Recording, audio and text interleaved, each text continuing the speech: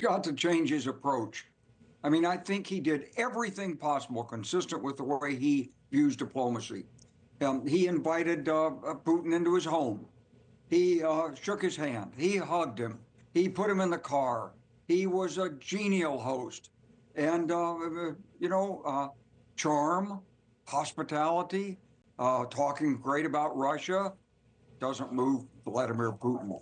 Putin's been on a 25-year campaign to restore the Soviet Union. That's what he wants. That's what he's going to go for. So when you think you come in as president of the United States, you think I'm a great negotiator. I know people. I can really persuade them. And maybe that's all it is with President Trump. Maybe it's his ego. He thought he knew this. He thought he could make it happen. But I hope this marks the end of it. Putin doesn't respond to things like this. Putin's a man who has his interest in Russia's interest in heart. He's prepared to fight for them. He showed that. And he wants what he wants. And what he wants is to go to the root cause. And that is, he wants to conquer Ukraine, take over the Baltics, split NATO, defang it, so to speak, and run the American guarantees and security and deterrence out of Europe. That's the aim.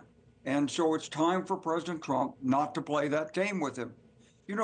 This whole idea that China's a greater threat. And so we, as Secretary Hegseth said... Hold on, before we get to... I would just want to let General Breedlove respond in terms of that, because I think that statement of what Vladimir Putin wants is important to break down. General Breedlove, go ahead. So as you might imagine, we agree. I mean, the root cause of this war and the root cause of the tensions in Europe right now is Vladimir Putin. This war was generated at his behest to serve him. Remember, Leland, he gave us 2 documents to sign at this last part of this 11-year-long war. And in those 2 documents, if you read them, and I challenge you to do that one time, it essentially describes rebuilding a Warsaw Pact-like security arrangement for Eastern Europe. That's what you guys fought and defended against. But let me bring in where the military reality is. This is map of control of Ukraine comparison. Back in March of 2022, when the war started, the Russians basically had Kyiv surrounded. They had moved in the north significantly and looked as though they were going to conquer all of eastern Ukraine. The area in blue on the right is where the Ukrainians have pushed the Russians out. And obviously the Russians have been able to consolidate a little bit in the Far East.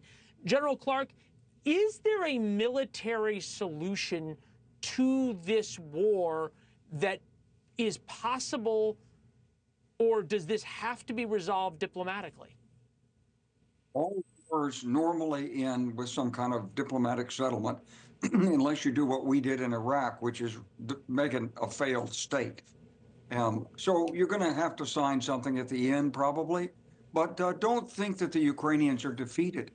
Look, they could have pushed Russia back a lot further if the Biden administration had given the weapons they asked for when they asked for them in sufficient quantities. Artillery, F-16s, MLRS, Himmlers. And they still need these weapons, and they could still do a lot of damage. But of course, the lines have hardened over the years. And look, I love our military. I love the guys who serve. But the guys who were doing the training, most of them, and especially the NATO people, they didn't know what they were really training against. You know, those of us who were old. Now they do. We knew what the 8th Guards Army was. But modern U.S. troops had fought in Iraq, and they were in Afghanistan in forward operating bases. So we had a little bit of a false start. I think we know it a lot better right now. And now it's up to the President of the United States to decide, does he stand for freedom and democracy? Thank you for watching. Subscribe below and download our NewsNation app right now on your phone, and you will get fact-based, unbiased news for all Americans.